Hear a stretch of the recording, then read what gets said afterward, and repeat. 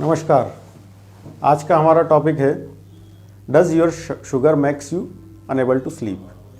क्या आपकी शुगर आपकी नींद के साथ कोई छेड़छाड़ करती है? तो आज हम ये जानेंगे कि क्या शुगर और स्लीप के बीच में कोई कनेक्शन है और क्या हमारी हाई शुगर लेवल्स नींद के साथ छेड़छाड़ कर सकते हैं।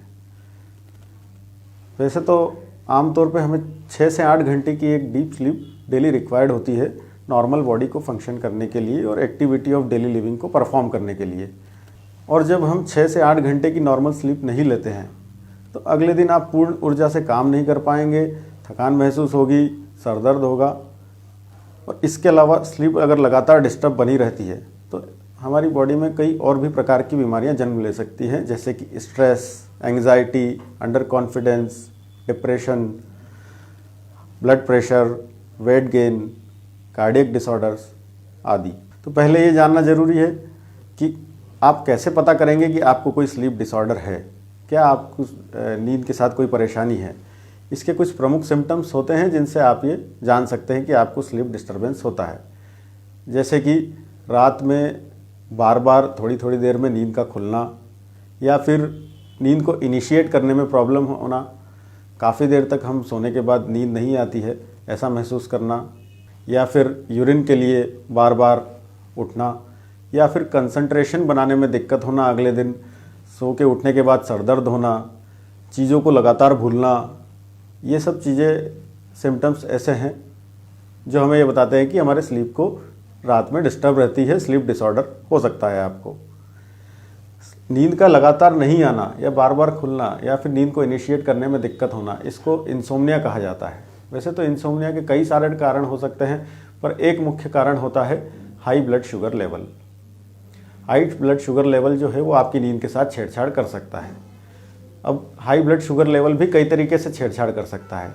एक तो वो लोग जिनमें पहले से कोई शुगर की बीमारी नहीं है, उनमें अलग प्रकार से ये एक्ट करेगा, और एक वो लोग जिनमें पहले से शुगर की बीमारी है, उनमें जब ब्लड शुगर लेवल बढ़ता है तो अलग तरीके से दिक्कतें आती हैं। तो पहले हम बात करते हैं उन लोगों की जिनमें पहले से कोई बीमारी नहीं है। नॉर्मली बहुत सारे लोगों को इस तरह की हैबिट होती है कि हर 2 से 3 घंटे में उन्हें भूख लगती है और हर 2-3 घंटे में वो कुछ ना कुछ लेते हैं। तो ऐसा करने से इस चीज़ की संभावनाएं बढ़ जाती है कि हम लगातार कुछ मीठे का सेवन करें या फिर हाई कैलोरी डाइट ले, हाई फैटी डाइट ले। जब हम ऐसा करते हैं तो हमारी बॉडी को एक हैबिट हो जाती है हर 2-3 घंटे में कुछ ना कुछ रिसीव करने की, और इसके कारण से जब हम रात में सोते हैं तो हमारी बॉडी को उस हैबिट के कारण प्रॉब्लम होती है, हमारी नींद खुलती है, बॉडी को लगता है कि रात में कुछ मिलना चाहिए जो कि नहीं होता, और इसके कारण बार बार नींद टूटती है। इसका एक उपाय ये है कि हम इंटरमिटेंट स्नैकिंग जो करते हैं, बार बार हर 2-3 घंटे में कुछ खाने की आदत होती है, उसे अवॉइड करें और दिन में सिर्फ 2 से 3 लार्ज मील लें, ब्रेकफास्ट, लंच एंड डिनर। और ऐसा करने से हमारी जो बॉडी को हैबिट है वो दूर होगी और रात में नींद टूटने की दिक्कत ख़त्म होगी। इसके अलावा स्ट्रेस, अगर हमें किसी भी प्रकार का स्ट्रेस होता है, वर्क से रिलेटेड, फैमिली से रिलेटेड, या और भी किसी प्रकार का सोशल स्ट्रेस, ये स्ट्रेस जो है आदमी की खाने की हैबिट को बढ़ाता है। जब स्ट्रेस ज़्यादा होता है तो भूख बढ़ती है लोगों की, और भूख बढ़ती है तो लगातार हम कुछ ना कुछ इस प्रकार का सेवन करते हैं जो हाई कैलोरी फूड हो या फिर मीठी चीज़ हो। और जब हम बार बार मीठी चीज़ों का सेवन ज़्यादा करते हैं या फिर रात में इस हाई कैलोरी चीज़ों का सेवन करके सोते हैं तो हमारी बॉडी में एनर्जी का प्रोडक्शन बढ़ जाता है, और रात में ये जब हम सोते हैं तो हमारी बॉडी इन चीज़ों को मेटाबोलाइज करती है, और हाई एनर्जी लेवल के कारण हमारी नींद बार बार टूटती है। इसके अलावा ये स्ट्रेस और हाई एनर्जी लेवल दोनों मिलकर स्लीपिंग डिसऑर्डर्स क्रिएट कर सकते हैं। इसके लिए ज़रूरी है कि हम इंटरमिटेंट स्नैकिंग को अवॉइड करें, और जब भी आवश्यकता हो तो लो शुगर लेवल की चीज़ों का सेवन करें और लो फैटी डाइट को लें। ऐसा भी देखा गया है कि जब भी हमारे साथ स्लीपिंग डिसऑर्डर होता है और सोने में प्रॉब्लम होती है तो अगले दिन थकान बनी रहती है, एनर्जी का लेवल कम रहता है और हम कार्य पूरी एनर्जी से कर नहीं पाते हैं कोई भी। जब ऐसा होता है तो हमें लगता है कि कुछ ना कुछ एनर्जी कंटेनिंग फूड लिया जाए ताकि हम एनर्जी के लेवल को बढ़ा सके। और ऐसा करने में हम लगातार मीठे का सेवन बढ़ा देते हैं या फिर इस तरह का चीज़ों का सेवन बढ़ा देते हैं जिसमें एनर्जी और कैलोरी ज़्यादा हो, जैसे कि cold drinks, soda, pizza, pasta, junk foods, इन सब चीज़ों का सेवन अधिक होने लगता है। जब ये चीज़ों का सेवन बढ़ जाता है तो धीरे धीरे हमारे वेट का लेवल भी बढ़ने लग जाता है, वेट गेन होने लग जाता है। और ये वेट गेन हमें आगे प्रॉब्लम क्रिएट कर सकता है। और जब वेट गेन बढ़ जाता है तो हमें दूसरी बीमारियों का खतरा ज़्यादा बढ़ जाता है, जैसे कि ऑब्स्ट्रक्टिव स्लीप अपनिया। ये एक बीमारी होती है जिसमें रात में नींद नहीं होती, ऑक्सीजन का लेवल गिरता है और बार बार नींद टूटती है और अगले दिन फिर से थकान महसूस होना, एनर्जी का लेवल कम रहना, दोपहर में नींद आना, ये सब सिम्टम्स हो सकते हैं। इसके अलावा जब वेट गेन बढ़ता है तो हमारी बॉडी को शुगर लेवल को कंपनसेट करने के लिए पेंक्रियाज पे लोड पड़ता है। पेंक्रियाज एक ऑर्गन होता है जो इंसुलिन को रिलीज़ करता है। हाई इंसुलिन प्रोडक्शन के लिए, शुगर के लेवल को कंपनसेट करने के लिए पेंक्रियाज पे लोड पड़ता है और डायबिटीज़ की बीमारी होने की संभावनाएं बढ़ जाती है। इन सब चीज़ों को कंट्रोल करने के लिए हम क्या उपाय कर सकते हैं, क्या हमारी डेली लिविंग में चेंजेस कर सकते हैं, अब हम इस पे बात करेंगे। सबसे प्रमुख चीज़, डेली हम 2 से 3 मील ही लें, 2 से 3 लार्ज मील। इसके अलावा इंटरमिटेंट स्नैकिंग को अवॉइड करें या फिर जब भी आवश्यकता हो बीच में कुछ खाने की तो लो शुगर कंटेनिंग फूड ही लें, लो एनर्जी कंटेनिंग फूड लें। खाने में भी हम हाई कार्बोहाइड्रेट चीज़ों को अवॉइड करें और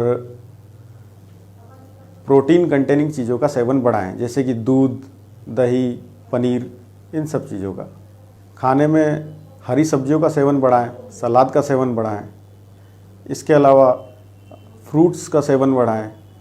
पर फ्रूट्स में भी एक चीज़ ध्यान रखने की है कि जब हम फ्रूट्स को खाएं तो डायरेक्टली ही खाएं, फ्रूट जूसेस को अवॉइड करें, क्योंकि जूसेस बनाने से या फ्रूट जूस लेने से उसका फाइबर कंटेनिंग पार्ट अलग हो जाता है जो कि बहुत फ़ायदेमंद नहीं होता।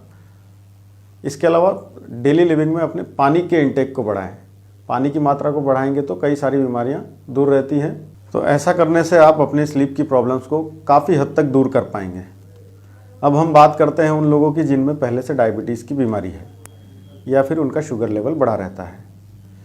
डायबिटीज़ मेनली 2 तरह की होती है, टाइप 1 और टाइप 2। टाइप 1 डायबिटीज़ जिसमें इंसुलिन की कम्प्लीटली डेफिशिएंसी होती है, इंसुलिन की मात्रा हमारी बॉडी में काफ़ी कम होती है और बनता भी नहीं है। और टाइप 2 जिसमें कुछ हद तक इंसुलिन डेफिशिएंसी होती है।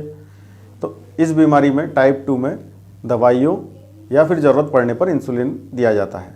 तो ऐसा करने से आप अपने स्लीप की दिक्कतों को, स्लीपिंग डिसऑर्डर को काफ़ी हद तक रिलीव कर पाएंगे। अब हम बात करते हैं उन लोगों की जिनमें पहले से डायबिटीज़ की बीमारी है। डायबिटीज़ मेनली 2 तरह की होती है, टाइप 1 और टाइप 2।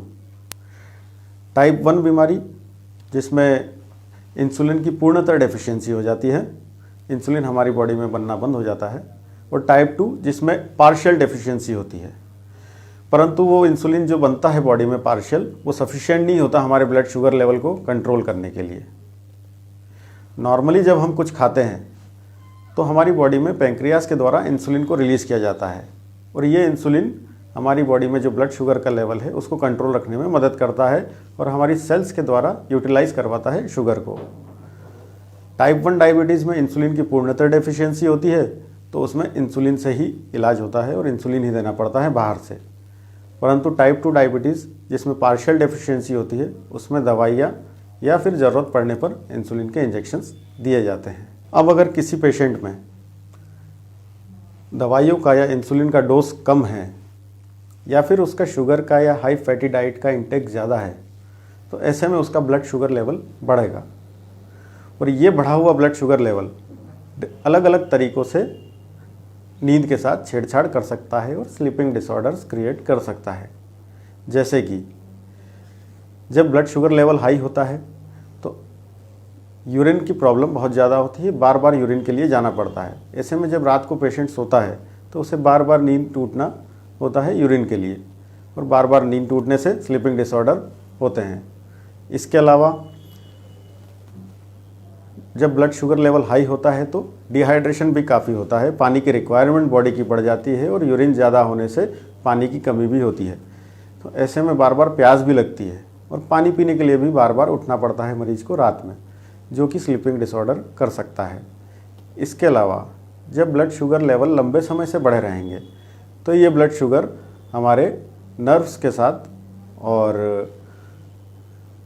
ब्लड सर्कुलेशन के साथ छेड़छाड़ कर सकती है। ये छेड़छाड़ जब होती है तो बॉडी में अलग अलग तरह के सिम्टम्स आ सकते हैं, जैसे कि हाथ पैरों में दर्द होना, जॉइंट पेन होना या हाथ पैरों में जलन होना।